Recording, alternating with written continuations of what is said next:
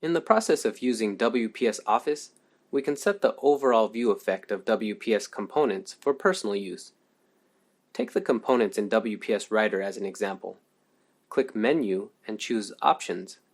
At this time, a dialog box will pop up.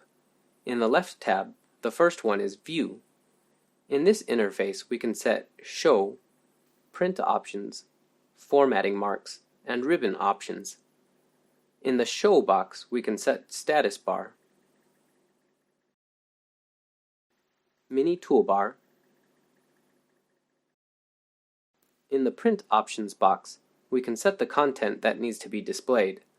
For example, text boundaries, bookmarks, show crop marks, etc. In the Formatting marks box, if we want to display format, we can check the spaces, tab characters,